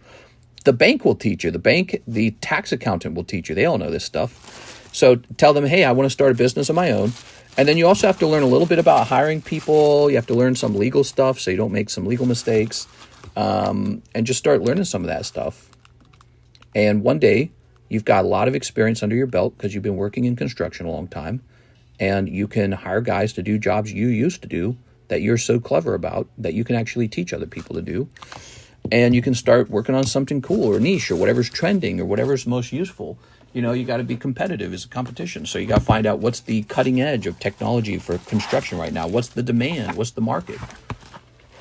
But you have to dream a big. I really feel like people probably sell themselves short. They say that young people are very anxious and very depressed, and I think that that's accurate from what I'm 36. So I'm like in between Gen X and Gen Z, right? I'm in between them. I've witnessed life before the internet, and a lot of you guys fall into this same category. I have a great memory of the feeling of the past, and people were more like human back then. Like you handshake or hug each other or play sports together or something like that. That's all there was to do. There wasn't anything else to do. Humans today are so we're like in a bubble now, your little cell phone. Don't touch me. Don't even look at me. I'm going to be in a quiet, dark room now and play my video games. So that's humans today. And it's like, no wonder there would be an increase in social anxiety, an increase because you're basically becoming like an agoraphobia person or agoraphobic, right? That's the fear of going outside or something like that. So, and I don't just mean going outside and touching grass because I'm doing that myself recently. But I'm talking more about like just going out into a group, going out, rubbing elbows with people, being sociable. Especially nerdy people will struggle with that. When I was running the computer science club for my university, I did that for 2 years, and that was the hardest part of all. There were all these computer science students. I knew them because I was in class with them, but they wouldn't join the computer science club because they were too nervous. They had a lot of social anxiety. And I think a lot of people these days have that. I think we're inclined toward that, and it's technology's fault. Here's the thing, but so the solution to that is really just to go out and start talking to people and rubbing shoulders. So again, if you told me that people today, they don't want to start businesses, people today, they don't want to extend any energy at all, they don't want to take a big risk, they don't have like that, extroversion perhaps, I don't know, but they're slowly lowering on that. I would not be surprised if that's true. And they're not dreaming these big dreams. They're saying, I really just want a good work-life balance. And to them, that means I'm going to take this non-threatening 9-to-5, and I hope it pays good. And if it doesn't pay good, I can just vote to tax somebody. And it's like, bro, your great-grandfather was saying, I'm going to start my own farm. Mark Simon, 10 pokey shuffles. And I want you guys to feel that way too. That, whatever it is that was keeping your great-grandfather or great-grandmother going, say, I'm going to make my own farm. I'm going to start my own farm. We're going to make our own money, and we're going to hire people instead of just be hired. And, because that's the goal. And they're doing that in other countries. I feel like other countries still have that about them. I think places like India, there's so much energy in India, because you grow up in the slums with very little comfort, and you learn how to live a hard life, and you see everyone around you hustling, and you come into America or you're in India still, and you've still got that energy about you. But, so I think places like China and India, they're still experiencing that because of their difficult situation. And maybe that was true for me too. Like I said, my dad ran a small business, so maybe that helped me when I was younger because I was exposed to it. 1, 2, 3, 4, 5. But the worst thing that could happen to you in your lifetime is that you become a sickly Victorian child, and you sit there thinking, well, I don't have enough money, and so maybe the solution is I just vote to take other people's money and that'll fix everything. And it never really does. Productivity fixes things. So you need to be more productive. You need to produce more things. You need to produce so much stuff that you have to hire more people to help you to produce more stuff. You got to reach that point. Now you're peak productivity. You know what I mean? Now you're doing a real good job. There we go. All right. Read chat. So this was for Mark Simon. Mr.'s an old soul. Mr., can you rotate the slabs? Those are my hits. Nah, this is Mark Simon. Social anxiety. Jesus, get a life. It's like blaming your parents because you can't find a job. I can't tell if Mr. took too much Adderall or not enough today. Mr., how close is the vintage pack break? Getting closer. All right, so that's Jolteon. The young generation these days feel like they're entitled to everything instead of working for it. Here it is. Ooh, let's see what that Jolteon is. It could be a really good card. I don't really like to throw young people under the bus either, because I think that's what every generation does, is they just kind of throw the young generation under the bus. But again, we're trying to explain why, instead of strictly thinking in terms of taxation, like let's say we were playing a game, instead of strictly thinking it was taxation, why else would there be a wage gap between the rich and the poor? Try to name another reason that might be causing it without saying, well, it's because of the taxation. Because they have high taxes in places already as well, and they still have this issue where there's this giant wage gap. Same like in China. China is actually communist. They have some of the biggest wage gaps ever. They got some of the biggest wealth gaps, I mean. So they have some of the biggest wealth gaps in communist and socialist countries. Really, really rich people who run everything, and lots and lots and lots and lots of poor people. So what's another way to explain what could be happening? And my explanation is you've got lots and lots of young people who are intimidated by the idea of building skyscrapers and running big companies from them. That's the wealth gap right there. So Jeff Bezos, he builds these mega warehouses and makes billions of dollars from them. That's why he's a billionaire. Okay, so you could do it too, but you have to aspire to that. And no one does. That's terrifying. To normal people, that's terrifying. And then they wonder why they can't make money like Jeff Bezos makes money, or why can't he just give me more of his money? You know what I mean? All right, so, but I feel like you do have to dream that way. You have to dream of building a skyscraper. You have to dream of having even just a small business, or, start a restaurant, or start a clothing line, or try to become a YouTuber. I don't care. Try to become a YouTuber if you think you've got what it takes. Try to make a movie. You can aspire to the arts too. You could be an artist. Go be a lead software engineer or a manager. Go aspire to like big things. Don't aspire to work at Walmart and Target your whole life. You would just never be wealthy. Here's Luke Laurie. So Luke says 55 to slab away, 3 pokey shuffles, 3 Halo upper decks. You got it. All right. I make movies on the hub. What? I knew it. The wealth gap is relative to where you are in the world, because there are varying metrics. Many rich people in Uganda, but here they would be middle class. TikTok brain is real. I don't go out to do more work. Make my pizzas basic already. Well, I will say this. Everything I just said, by the way, is very, very, very threatening to some people.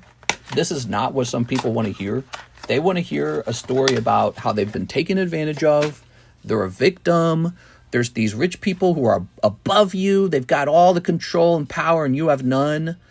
And this sort of mentality is so toxic for you, because you're living in America, one of the wealthiest countries with the most customers and the most opportunity of any country. And instead of looking at it in a positive light, you take it in a negative way. It's like, dude, there's so many people who want in here because of all the opportunity over here. There's just places hiring all over the place for high-paying jobs. And there's so many customers who want to buy stuff. And so there's so much opportunity. You're in the best country to get wealthy. And all you can think is, oh, man, I can't get wealthy. Maybe if I could just tax somebody else's wealth. And man, it's like an illness to think that way. You have to like aspire to something else, man, because no matter how much you try to tax the wealthy, you will never be rich. It's never worked. No one's ever been wealthy from taxing other people. It's never worked. There are politicians who run on that message because they know there's this big population that loves to hear that message. It's like a hypnosis. Hey, vote me in, make me powerful, and I'll share that power with you. They always do that. They never do. They never share. They never share. Here it is. You ready? I'll share that power. I promise. Pinky promise. I'm going to give you so much money.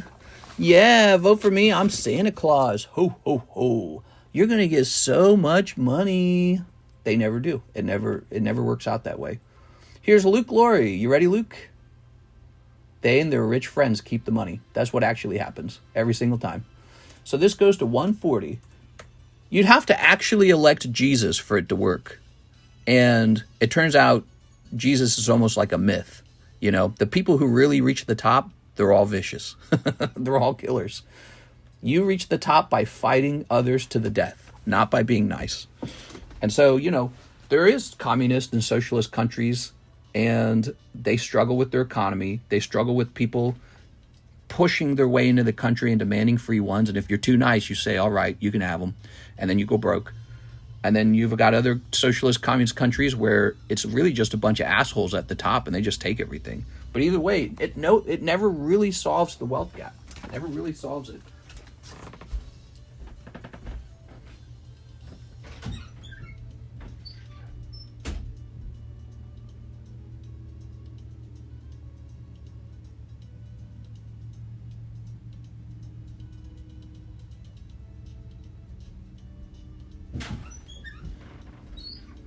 All right, here we are. Ready? There is one true solution. You, the individual person, you have to go produce more stuff, and then you will be rich. Then you will just buy your healthcare, and you'll be like, I bought my healthcare. There you go.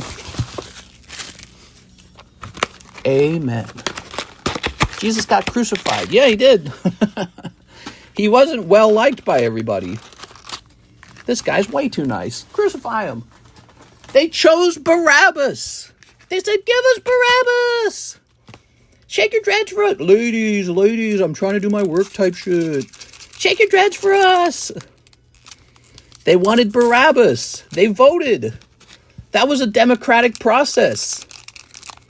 They said, hey, voting's so good. Voting, here, vote for the guy to set free. They voted for Barabbas. All right, you ready, Luke? Halo. Ladies.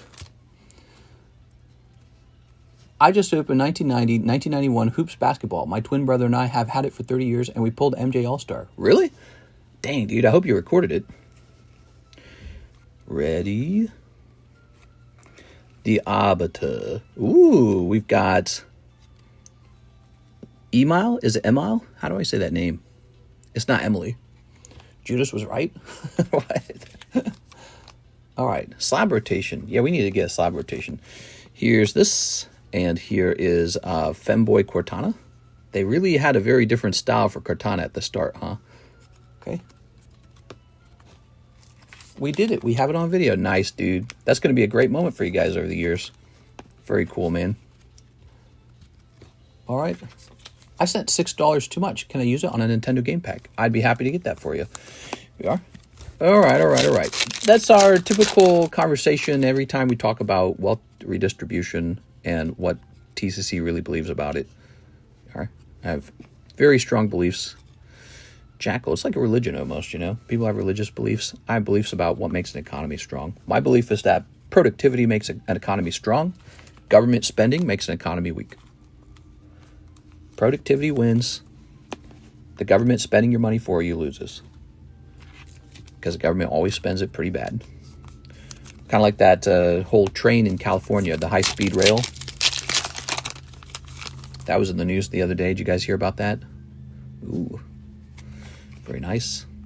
Trump's trying to cancel the high-speed rail because he believes it's just a front for government fraud or whatever, like stealing money. Professor Ellen Anders. It's been going on for years and years and years. They haven't even started it. Every time they talk about it, they say, actually, we're going to need many billions more for this. They are. And it's like, I'm not trying to take Trump's side on it in this particular case, but I'm just looking at it going, that is pretty fishy looking. Taylor Dutch. And here's the weapon. Start your own TCG. We have talked about that. I did start my own grading company, right? TCC Grading. We graded 10,000 cards. A little over 10,000. Do the math on that, by the way. Let's say each grade cost $8, right? And so it's 10,000 times 8. 80,000 sales? That's not bad. But actually, and by the way, that pays for the encapsulator and all the supplies. So it's paid off. It was effectively, it was profitable in the end.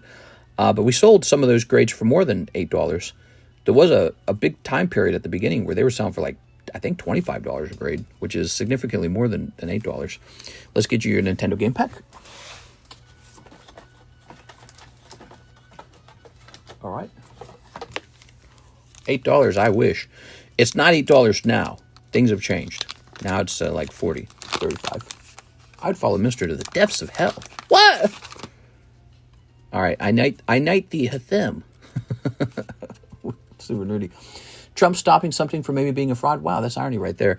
Yeah, he's not looking so hot lately. I got to admit, Trump's looking pretty poor right now with the whole Epstein file cover-up. It's a cover-up. That is a cover-up. Epstein had clients. He definitely was up to no good.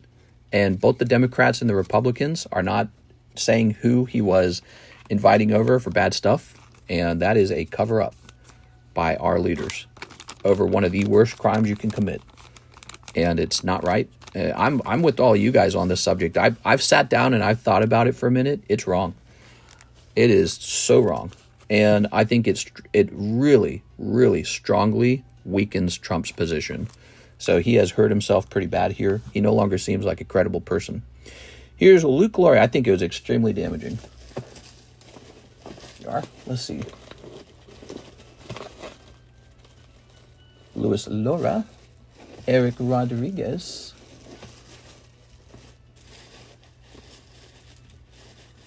The reason Trump can kind of go in and be an asshole is because you expect him to be about law and order, you know? So you're like, all right, he's an asshole, but he's the law and order president. No, he's not. He's the help my billionaire friends not get caught doing being PDF files. That's who he is. And who knows, maybe he's implicated in it too. He might be guilty himself. You have to wonder now that he's hiding it. If he hadn't hid it, you wouldn't have to wonder. So, no, it's pretty bad. He has lost a lot of credibility now. I think this is a very, very poor moment in his presidency, and it will show up in the numbers. Did you ship? Luke Laurie, we just shipped you, didn't we? Oh, new bag. Okay, new bag. Here we are. We just shipped you, I remember. You got a nice little black ETB. I have several TCG orders done. It's a solid grading company. Do you think the big three grading companies control the Pokemon market? They have a big effect, yes. The person who truly controls the Pokemon market is Pokemon, and also us, the consumer. But they have a service where they grade cards, and it's a great service. I think it's really led toward the explosion in collectible buying and investing. Why wasn't it released during prior administration? It goes deeper. Well, I said that. I said Biden won't do it. Biden won't do it. I said Trump won't do it. And the people want law and order. That's why they voted for Trump. They said, we want law and order. That's the whole appeal. You're here to end the chaos and begin rules and make us safe. Oh, but not rules for you, right? You can hang out with this guy who's a clear PDF file, and he clearly was helping other guys get access to underage girls, and you'll just keep that all secret, huh? Diane Bailey, why are we still talking about this creep? That's it. Because that kind of stuff goes beyond party loyalty. I really do believe that. You know, I don't know if Democrats believe that, but this has been a very good moment for them. Here we are. The Republicans, I guarantee you, Republicans are looking at Trump a different way this last week. You know, as the concept settles in of what just happened. He is covering up the same thing. He should not have done that. He shouldn't have said anything at all, actually, but yeah, the fact that he opened his mouth and said all that, guilty. How can you see it any other way? He's either guilty of participating or he's guilty of covering it up for someone else. Either way, it's very bad. Now, how can you be the law and order president? You cannot. Here we are. Everyone pull. It's Squid Game. They're going to win. They're going to win the tug of war. Here it is. Okay.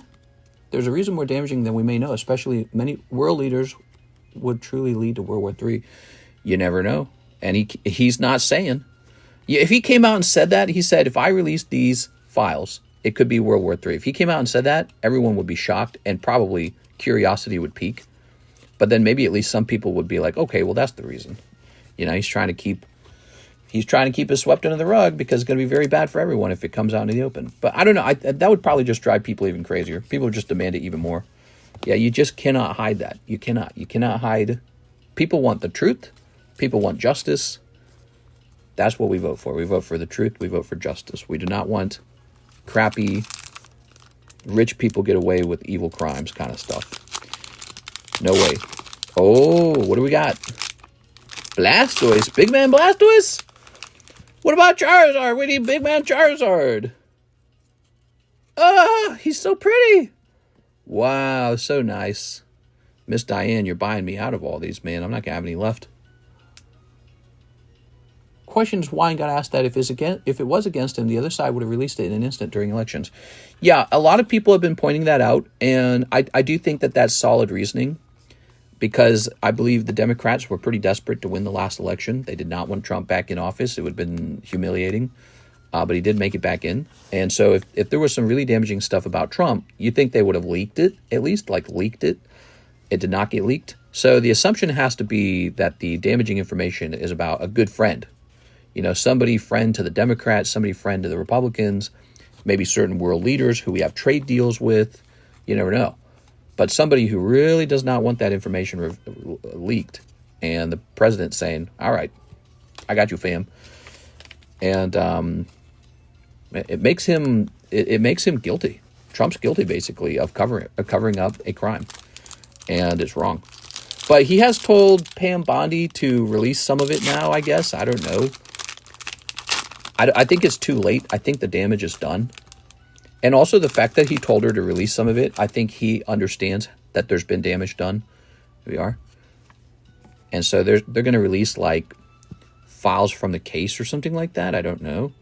I don't understand it all very well. But no, it's been a significant impact what just happened, in my opinion. It's been a very significant thing. And ooh. You got a nice checklist card. Also, what's this back here? War Turtle? Nice. You can't look at Trump the same way after him trying to cover up for Jeffrey Epstein. He was trying to use his social influence as a leader to protect people who likely did heinous crimes and deserve justice. And you can't do that. You cannot be a justice president and allow justice for some. That's not right. So... no, I would say his reputation is pretty damaged now. We'll have to see what happens from this point on, because he's still going to be president for 3 years. But this could pretty much be the end of the Republican MAGA movement, in my opinion. This one thing, it's devastatingly bad. Yeah. Ooh. All right, look at that Charmander. It's about the elite and the idea that they can do what they want, something that was never meant to be found. Yeah, there is a universal cry from all people, especially people who are not involved in that crime. There is a universal desire for justice. It's like it really does go beyond politics. It's like at the level of religion. There has to be justice. If the rule states you can't have sex with a person of this age, and you are a really bad person. Also, you know, if you're coercing these underage people into it, like you're telling them, you got to do it, don't tell anyone, you're like, that's got to be maybe one of the worst crimes you can commit. There's worse, like murder and torture, but it's up there. It's quite bad. You have to have justice. Let's see. He has photos with the guy. Yeah, he's like smiling with them. They're besties. It's very incriminating looking. But what's murky about it all is Epstein was friends with a lot of people. He really was. He was friends with a whole lot of people. That was his job. He was like well connected. That was his whole thing. He was a socialite, right? So he was connected with anyone who was anyone. And we make that point a lot. He had Stephen Hawking on the island. You think Stephen Hawking was doing stuff? Probably not. Although that would be weird if it was. I don't even know what the thing. I guess it's always possible. Something, whatever. But there were a lot of people there. Cameron Diaz, I think, was there, right? Didn't I hear that one? So he was just very well connected. He was a connected guy, and he hosted parties, I think. He's like Diddy, but at a whole nother level, and at a much worse level, perhaps. The people demand justice. They have to have it. You cannot. The whole reason Trump got into office is because people want justice. They want law and order. It's an essential component for civilization to have justice and to have laws. It's an essential. It's not a, oh, look at this. We didn't see this one. It's not a part you can skip. It's not optional. You have to have it. And if those rules can't apply to the rule makers, then it's not a real civilization, you know? That's why God's so good, you know? That's why the idea of God and religion is so good, because God's above government and God sets the rules. And then you go, okay, now we're all on the same page. We're all worshiping the same tree together. You know, we've all got we've got the handbook on what's allowed and what's not allowed. And we all agree to it, whether you're powerful and rich and have influence, or whether you're poor and you're just a normal guy, or maybe you're really poor. But we're all served the same set of rules. That's like the social contract right there, you know? So, Miss Diane, thank you for the big order. Dr. Hawkins is innocent. What was Epstein's job? Well, you got guys like Tucker Carlson saying that maybe Epstein was an informant. And that could be true. I mean, if your job is being a socialite, it might just be having relationships with the right people and trading information about what you know about people. That could be it. Or setting up business meetings, setting up, you know, like, let's say you want to become rich and powerful, but you need to network. Well, this guy will help you network for a fee. So he might be getting paid to help you meet the right people, rub shoulders with the right people. He's like, I throw the parties and they come. And if you want to meet them, you need to pay me to get to my island.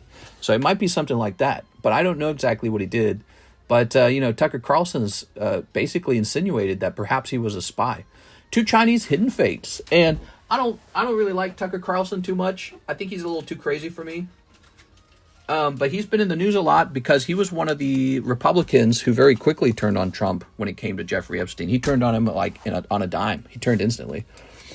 So he was already ready to, you know, talk about what this all could mean. So, you know, I guess that's good for him. I don't know. All right. Tucker Carlson is the toned-down version of Alex Jones. Well, a little bit. He's got the laugh too, the or whatever, the Joker laugh. I can't do it. He's got like a crazy Joker laugh. Oh, look at this golem. Maybe if I practice the laugh in front of a mirror, I can be as crazy as Tucker Carlson. Here's the Vickervolt. I can't say it. Vickervolt. He's going to go lead a church. I like this Bulbasaur and Charmander. Any other interesting cards in here? All right. I didn't know they were cool that way. The schoolgirl laugh. Yeah, he's got this really like high-pitched clown laugh. And Karis and I always say, there it is. He's the Joker. So anytime he shows up in a clip or something like that. That's one of our favorite pastimes, by the way. When we're real tired, we'll lay down on the couch together, kick our feet back, and just scroll like TikTok or something together for a little while. Maybe like 30 minutes together before you go do something else. Mr. dropping hard R's. What hard R's? What are you talking about? I'll tell you somebody who was dropping hard R's. My favorite celebrity, Joshua Block, World of T-Shirts. You guys follow Joshua Block, World of T-Shirts? I don't know why I like him. He's mentally disabled, so he's strongly autistic, and I can't stop watching all this stuff. I don't know why. Yeah, I don't know how I come off. Maybe I come off like I watch boring smart people stuff, but he's like my favorite. And he was out there dropping the N-word and saying, I'm glad you got deported and stuff like that. And I guess he's been admitted to a mental ward. He's crazy, dude. That guy's unhinged. Secret menu. Mistress down with the sickness. Nothing like brain rotting together. Where are these cold Dragon Ball comics? That's sort of my guilty pleasure, is watching Joshua Block sort of, I don't know, like not be smart. Like be the opposite of smart. And that's nice to me. I don't know why. And I spend too much time like trying to think about how things should be. And so it's nice that he is pretty much the opposite of how things should be. He's virtually the opposite. Here's Black Bolt. All right, but he has a certain energy about him. It's very entertaining. Who do you watch? Joshua Block. Financial Audit? Oh yeah, he's fun too. He pops up all the time for me. That guy is gonna do so well. He's Dave Ramsey if Dave Ramsey was young and entertaining. So and I would love to see them have an episode together because they're very similar to each other in certain ways. But no, he's got his falsetto. Why are you doing that? We can't be doing that. He talks like that, you know. But it's fun because he brings people on to the show. You actually meet them, you see them. And Dave Ramsey was always a lot more professional. You know, he was more like very safe box cutter, sort of. Let's not make fun of you. Whereas you get to indulge with financial audit. He brings them in. He kind of spits in their face a little bit, like, there you go, take it. And and then they have very modern problems like, I spend $700 a month on Labubu or something like that. You know what I mean? Which we're one to talk. We spend all our money on Pokemon. But I'm not going to be stopping that because I like Pokemon. And Pokemon's doing well. I don't trust a grown man that goes by Joshua and not Josh. Caleb Hamer in my town, Austin, Texas. He seems interesting. Gooner Slabs. His clips would suggest he's gotten burnt out by all the stupid. Yeah, well, you know, I've seen a lot of clips of him talking also about how people who have been in the service receive like these easy lifetime paychecks.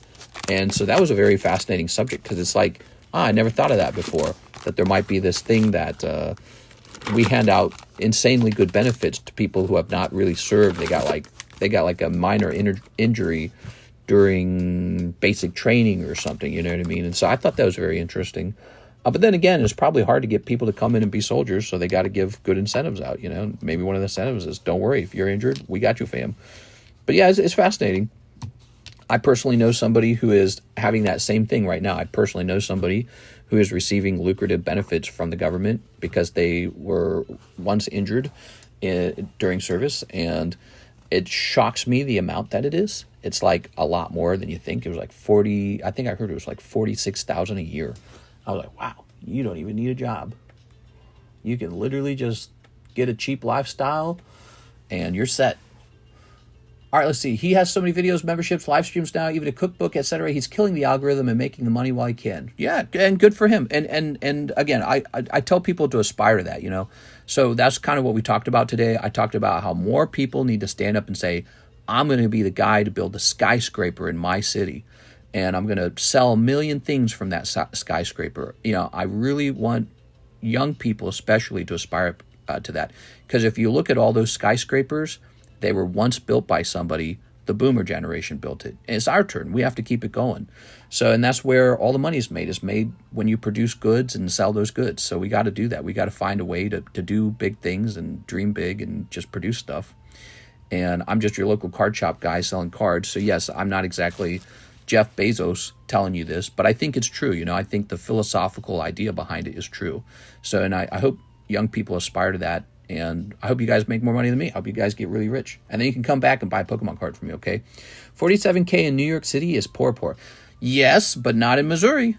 46,000 is pretty solid in Missouri, especially if you get a partner who gets an income too. You're set. You're done. You're retired. Your partner really only needs to make about 30,000 more, and you're making 70K in Missouri. You're good. You're all good.